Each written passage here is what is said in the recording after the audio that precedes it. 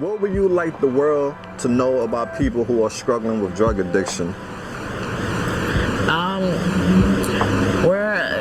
We're not all the same person. Like, we all are going through different things, and a lot of different situations have brought us where we are, but we're definitely not all bad. Like, we're not all like out here stealing and robbing and killing for our addictions. And we just get stuck coming from bad situations and get stuck in the drug world, and we don't really want to be there.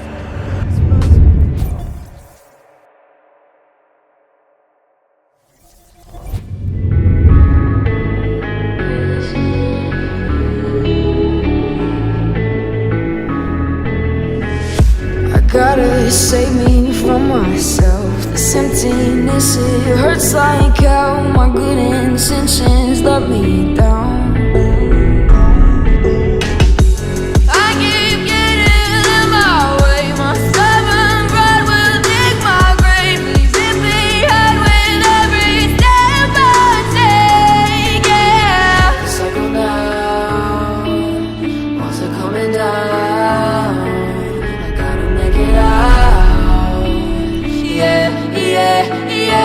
Yeah. Look my fear right in the eye. I just wanna feel alive. What's up, AML family? Welcome back to the channel. We out here in the middle of the black hole, aka Kensington, the Badlands, and today I met a very special lady. Can you please introduce yourself? My name is Kayla. I'm 26 years old, and I've been in Philly for about 8 months. I've been in Kensington for about a month and a half now. Nice to meet you, Kayla. Welcome to the family. Well, I was born in Philly, but I lived in Jersey my whole life. Jersey. Yo, shout out Philly. Shout out New Jersey. We out there. Well, I never really been in Kensington before, so I didn't know it was really like this bad. And I had other family members tell me like it never used to be the way it is right now, and it actually really shocked me that people just kind of just do whatever drug they do just kind of out in the open, and they don't really care like who's watching or whatever. And first time I ever did something like that, it felt so weird. So I'm like, what if somebody I know sees me or something like that? And it just feels so awkward kind of to just be doing everything out in the open, and everyone just watches. Okay, there's a train coming. It's a Friday out here in Kensington. It's very noisy today. It's definitely eye-opening seeing what goes on out here in the Badlands. So before we get started, Kayla, can you tell us a little bit? Let's go a little bit in the back end. Can you please tell us a little bit about your childhood growing up? Well, I didn't have necessarily the worst upbringing. Like, I lived in like a really nice house in New Jersey, and I went to a Catholic school. You know, I was kind of as privileged as somebody like as a black person can be, I guess. So I was thankful for those privileges and things like that, but I did struggle like living with my aunt and not living like with my mom and dad. Me and my aunt didn't really get along that well, so we were always fighting and like going through stuff, and it made it difficult for growing up and self-esteem and things like that. So what happened to your biological parents? My mom, she had a lot of kids, and so she couldn't physically like take care of all of them, so we kind of all just got moved to like different family members, and we all like just lived with different family members, and so that's how I got stuck living with my aunt. But my mom, I still talk to my mom a lot here and there. She lives in Illinois with my older sister and her kids, and she helps her out. My dad, I've talked to him only a few times in my life, so I don't really have a relationship with him. I've tried to start one, but it doesn't, I don't know, he just doesn't really make an effort to talk to me, so that's how that is. Well, I'm so sorry, and never to give up, okay? Thank you. You're welcome. So let's keep it 100. We're not here to judge you. It's all about, you know, educating people. What drugs are you currently struggling with? struggle with heroin and crack. Okay. Very difficult combination. And again, let's go back in the back end. What was the first drug you tried?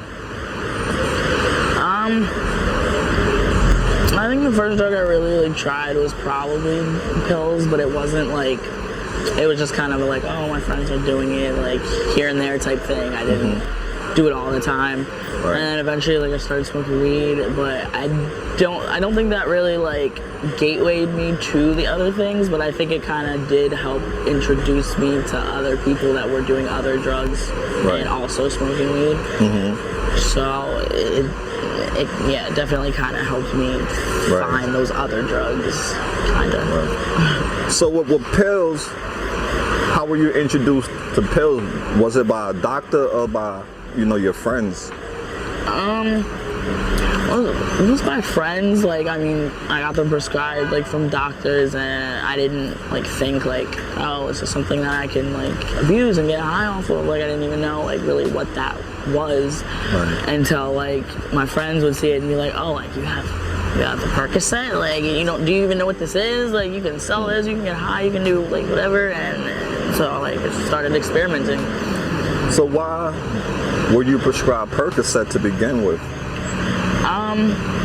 I believe it was for like a tooth pain or something. Like I did something at the dentist, and they gave me that for afterwards. Okay. So now during this time, do you develop an addiction with the pills?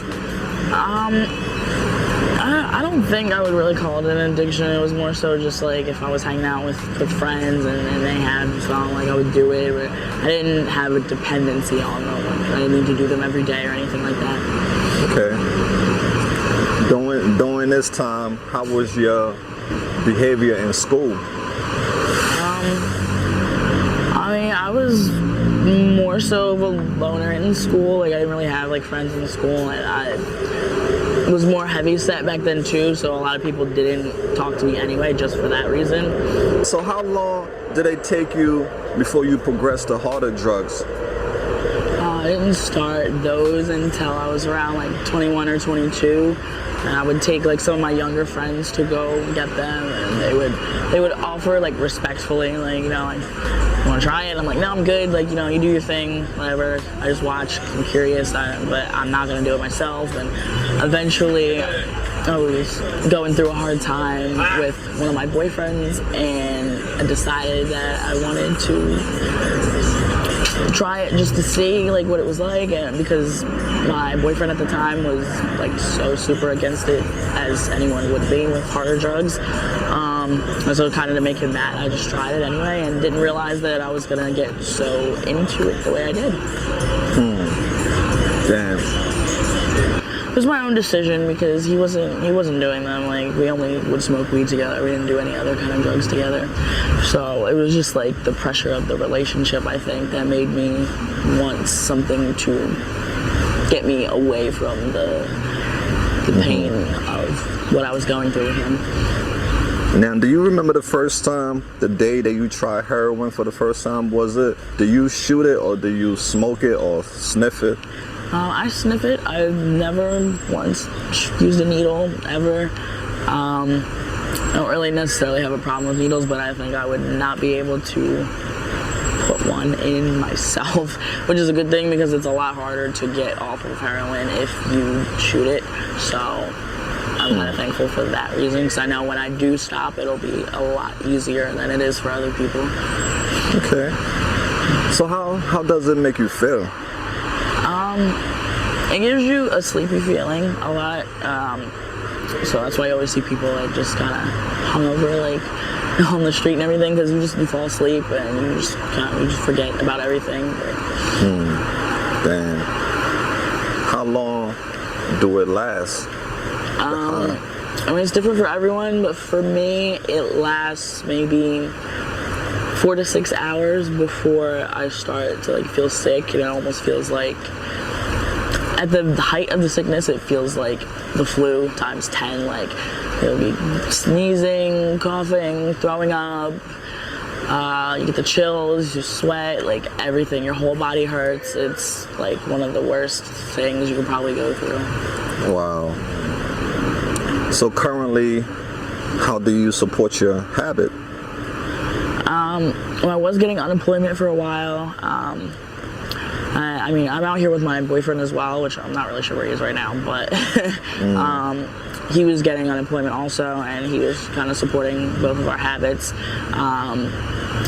Unfortunately, his unemployment card got stolen, so we haven't had any money for a few weeks, and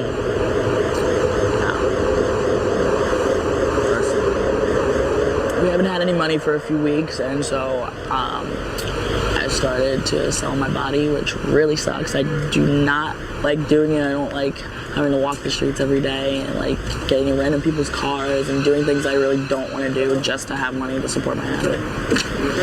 Yeah, I definitely, could understand your pain. What was it like the first time, you had to do that, sell your body? How do you feel? It definitely does not feel good. Like, having the money is like okay, I guess, but the fact that you like result to doing that just because it's not like the only thing you can really do as a female that will guarantee you money, it hurts. Yeah. It's not something you want to do, especially when you have a boyfriend too, because then they get really they feel really bad that you have to do that too, because they don't want you doing that either. Now, do your boyfriend uses you to make money for drugs? No, I mean he does his own things to get money as well. So I mean it's not like I'm just going out there and doing that and supporting both of us. Like he's helping like to support us too. Okay. And still working on getting his unemployment card back so that I don't have to do that anymore. Okay. All right. So, have you had any worse dating experience since you've been, doing that?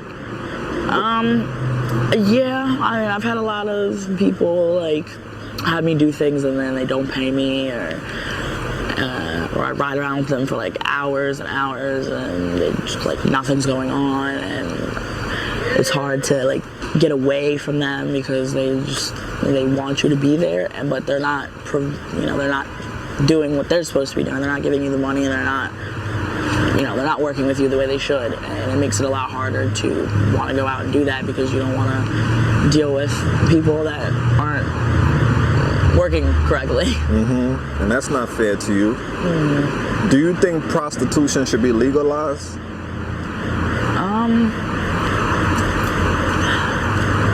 I'm not sure really. I mean, yes and no, just because like when you have to resort to doing something like that, you don't want to have to worry about getting arrested on top of having to do that in the first place. So, yeah, if it were legalized, I guess it would be a little easier, but it's still like something that it's a little iffy. I don't know. I got you. Have you been arrested for doing that? I have not, thankfully. Yeah, I hope that doesn't ever happen because it's a scary thing. It definitely is. So how about crack? How often do you use crack in the daytime? Like every few hours, I guess. Like either if I have money to pay for it, or if like some friends are like throwing me stuff or things like that. But I feel like that one's a little bit easier to get a hold of or find, like, because you can find like caps on the ground that people dropped, or other pieces that people dropped, and so you don't always necessarily have to pay for it. Or like I said, like your friends will share with you, so you don't really have to worry about buying that as much. But yeah, heroin's a lot harder because, especially when people need it to survive their day, and like they don't share as much. Gotcha. What does that crack high feel like? It's definitely a huge rush, like especially when you first like take a hit. It doesn't last very long though, so that's why you have to continuously do it. It's definitely a huge rush at first when you first like take a hit. It doesn't last very long, like maybe like a couple minutes if you're lucky. So that's why you have to like keep smoking it. And usually like, I don't know if it's like this with everyone, but I know with me, I get like anxiety like really bad like after I stop smoking. So I usually will do the heroin after I smoke so that I can come down from smoking. Okay. Yeah, I hear a lot of people say that too. Now, do you mix the both together as, you know, what people call speedball? Have you tried that? I have not tried it like that yet. But I mean, essentially, like the way I do it, since I usually do the heroin like right after I smoke, it's almost the same thing, Right. but not quite. Okay. So Kayla, what all have you lost due to your addiction? Lost a lot. Family, friends, housing, like just everything. Like even like the simplest things, like being able to take a shower, or, like watch TV, sit on a couch. Like you have to like you live your life outside every day, like trying to find somewhere to sleep and trying to hide from the rain if it's raining or snow if it's winter. And there's not a lot of resources like there should be, and they make it seem like there's so many resources for homeless people and people going through addiction, but there's really not. And they don't really try to help you as much as they say they do. I think they hurt you a lot more than they help you. What is your living status right now? I'm currently homeless. I have a house in Philly, but it's like completely run down, trashed, no running water, no electricity or anything. I was staying there like the first few months that I was out here, but then the roof started leaking, the electricity that we did have in there ran out, there was already no water running, so it was already a little difficult living there. So I just ended up, you know, coming to Kensington and kind of getting stuck out here in a way, because I used to just come out here to get whatever I needed to get and go back to my house. But then when all that started happening and I didn't really have anywhere to go back to, we just ended up just staying out here all day and all night, and some days not even sleeping, just being up all night long, walking around, trying to figure out how to do more drugs. Yeah, it's definitely not an easy life. So how do you stay safe out here? I usually try to stick around people that I know and trust, and you know, not talk to as many strangers. Because I mean, I don't know if you can really call everybody or people that you consider friends in Kensington your friends per se, because even your friends can turn around and stab you in the back over a $5 bag or a $5 hit. What are some horror stories? What are some horror stories that you have seen or heard about out here in Kensington? I've heard of a lot of shootings, like in the park around here. I've been close to 3 of them already. Like I'll be at a spot trying to get something and people will start shooting behind me or like next to me or up the block that I'm on, and I've never been that close to anything like that before. So it gets really scary thinking like you could just be standing somewhere trying to buy drugs and all of a sudden you get shot. Absolutely. So due to the fact, you know, you're out here in these streets, it's brutal out here, how do you shower? There are some resources they have at this place called Last Stop. They have a truck that comes every Wednesday with showers. You can sign out and take a shower there. There's a few other places I know of that do showers like once a week or twice a week. So it's not that difficult. Or if you know somebody that does have a house out here and they have a shower or at least some type of running water, you can go there and like wash up however you can, like just to make sure that you keep your hygiene up, because it is hard to on the street, but there's definitely ways to. Especially as a woman, female is even harder. Oh yeah.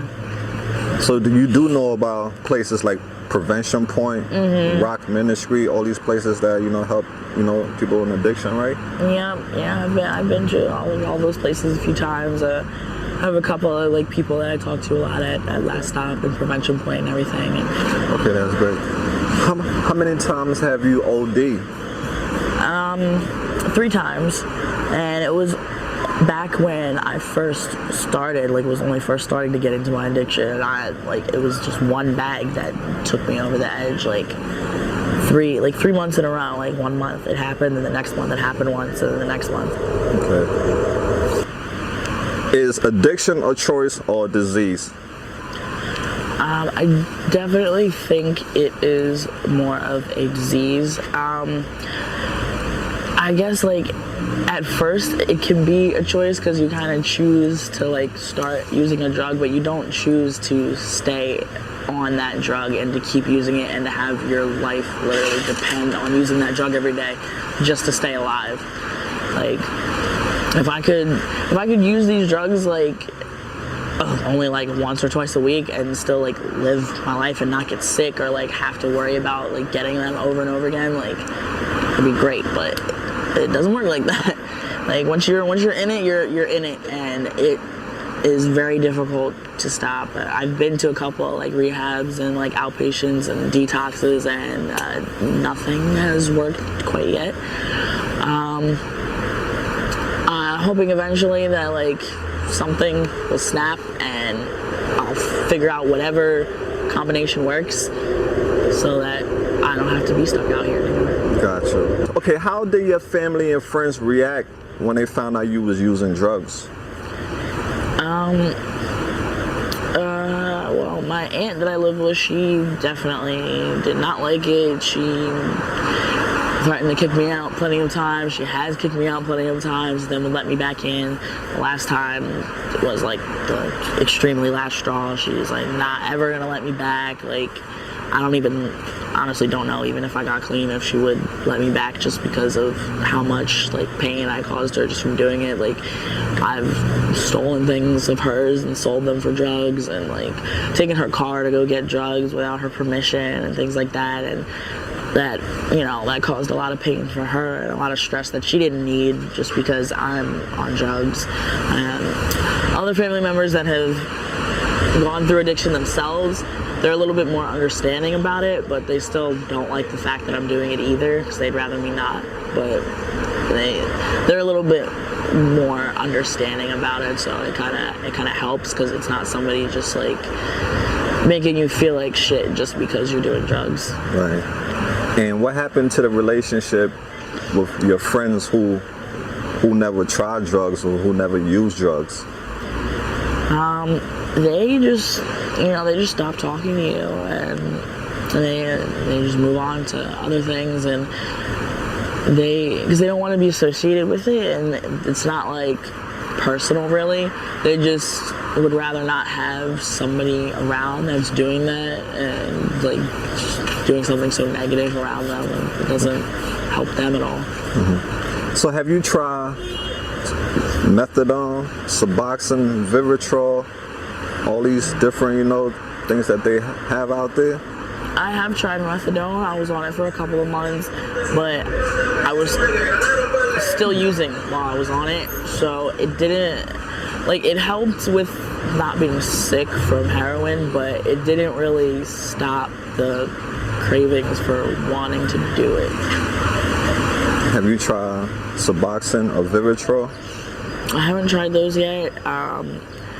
It's kind of hard for me to get help with stuff like that, because I use so little compared to most people, so they don't, these places don't think that I need as much help as I really do, so they don't really try to help as much. So it's like, oh, you're only using 3 or 4 bags a day, you're fine, you don't really need anything, but they don't really understand I still get as sick as anyone else. Absolutely. So, what are your short-term goals for yourself? I definitely want to get out of Kensington. I want that to try to be at least the first thing I do, and then work on trying to go to a rehab and work on going back to work and things like that, just so I can feel normal without having to do drugs to feel normal. Absolutely. And I believe you can do this. You got your marbles still there. You haven't lost your marbles. So, you know, just keep that hope and faith alive, all right, love? You got this. So we're just going to get into some questions just off topic and then we're done, okay? Okay. What's your favorite color? Blue. I love every kind of blue, like all of them. Light, dark, blue, greens, all of them. Oh, that's unique. She really broke that blue down, huh? Yep. Nice. What are some of your favorite foods? Pizza, ice cream, macaroni and cheese, stuff like that. Nice. Okay. Now, do you have a favorite band or artist you like? I kind of listen to just about anything, like really diverse, like with music and stuff. So I don't necessarily have like a super favorite right now because I listen to anything. Okay, cool. Versatile, right? Mm-hmm. We would like to know, what is your zodiac sign? I am a Leo. My birthday actually just passed on the 7th of this month. Yo, shout out to all the Leos. Happy belated birthday to you, love. Thank you. Awesome. And oh, you Leo? Shout out to all the Leos. Yeah, Leo gang. Yeah. Okay, so Kayla, when you was a little girl, what do you want to become when you grow up? I wanted to get into music and, you know, be an artist. I did do a song with one of my friends. He's kind of like he's a local artist in Laurel, New Jersey. So he's one of my good friends, and we did a song together. And it's basically on like everything. It's even on Apple Music and stuff. So I'm actually really proud of that. Oh wow! Wow, that's amazing. So you got a song out there that's trending. Mm-hmm. Is it on YouTube? Yep, it's on YouTube, SoundCloud. Oh.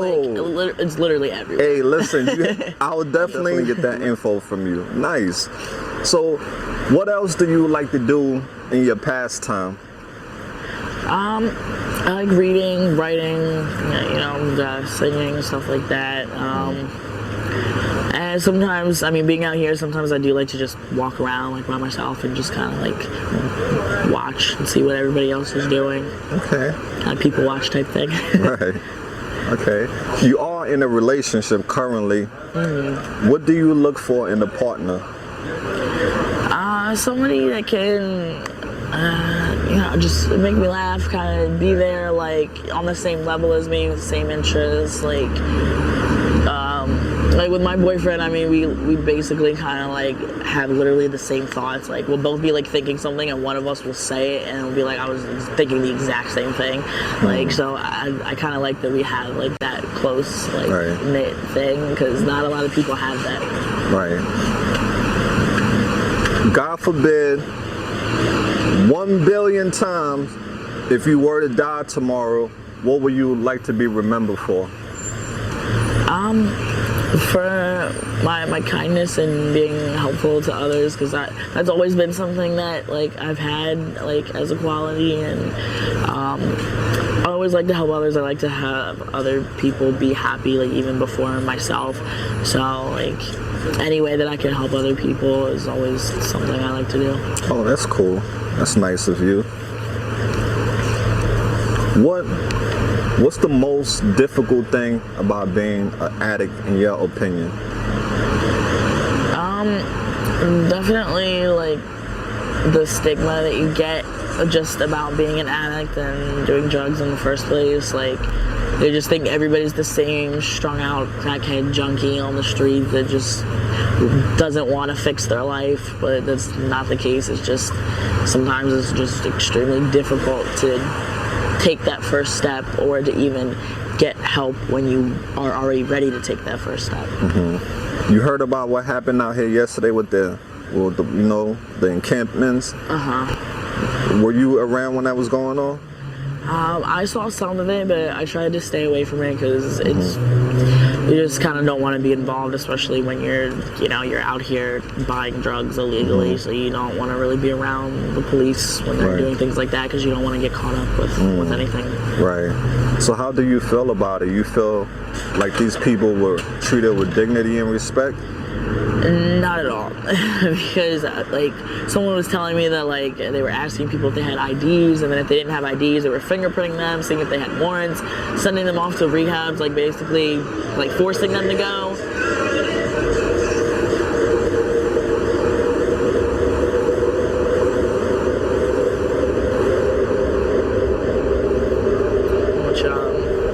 Forcing someone to go to rehab in the first place is like not even gonna help. So I know most of them are probably just gonna leave as soon as they get there, but I don't think they should have. I feel like they could have done something better and tried to help more. Absolutely. Do you have kids? I do not. Okay. Do you stay in touch with your friends and your family? I don't right now because I don't have a phone, but every so often, if I can, like I'll try to use somebody's phone that I know, so I can like try to check up on like my social media that I use to talk to family and friends, and just so everybody knows that I'm like still around and that you know I Nice. just don't have a way to keep in touch really. Got you. So if your friends and your family were watching this video, what message would you like to send to them? I know that I'm still alive, obviously, and you know, life is a really huge struggle right now, and I'm still trying to work on fixing myself, but I know it'll happen eventually. I just gotta give it time. Absolutely. If you can travel to any place or country in the world, where would you go?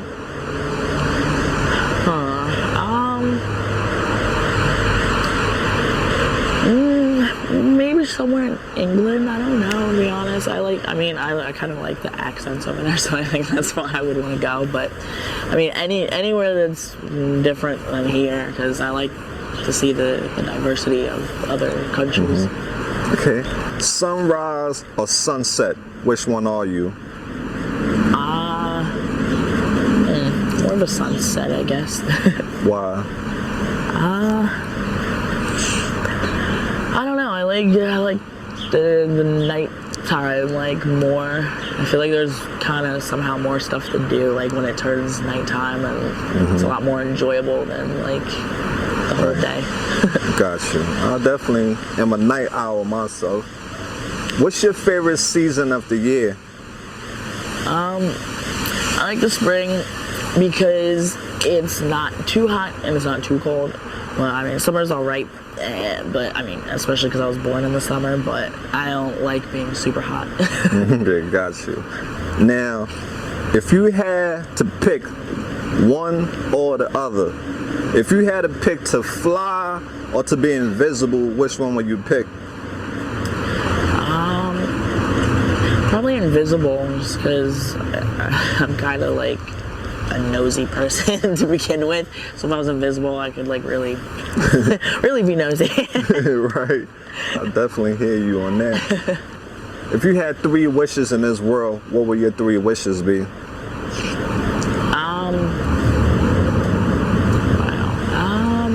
I guess to have a better life, like just to, you know, to have everything kind of be normal, be like financially stable, and have a nice family and all that good stuff.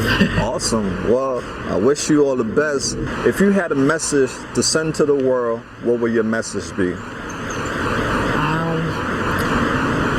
Have some sympathy for these people that are on the streets, because like we said, we don't want to be going through this. We don't like begging on the street for money. We don't like having to buy drugs every day. We're not doing this because we want to. We're doing it because we have to. She's absolutely right. You heard that from a frontline soldier. She's out here in the trenches, giving you raw, explicit, behind the scene content. And I want to tell her thank you so much for opening up, because this is a very difficult thing to do, you know, because the world, like she said, is filled with judgment, especially towards addicts. And I want to tell her thank you for her story, and hopefully it resonates with somebody, and somebody can, you know, take away some things from her and turn their life around, or don't even come down this path. So, you know, thank you so much, Kay. And to my AML family, is there anything that you're in need of that we can help you with? I guess just like with feminine products, I feel like there's not enough, and I feel like there's not enough like different options of like, they just kind of stick with the regular tampons and pads, but that doesn't always work for everybody. So they need to have more like different options and more resources for that kind of stuff, because it is hard for females to get all the things that they need out here. Absolutely. And you're in need of a phone, right? Yes. What size do you wear in sneakers? I wear size 10 in women's and like a 8 in men's. And pants? Pants, I think I'm like at a size 5 or so. And shirts are like small, medium. Okay, guys, you heard that from the lady herself. If anyone out there, you know, her story touched your heart and you would like to donate, you know, those things that she's in need of, the P.O. box is in the description. Thank you so much for your time. Thanks to Kay for her time. It's time for us to roll out. And remember, don't be bitter, be better. AML Films, and we out there. Peace out.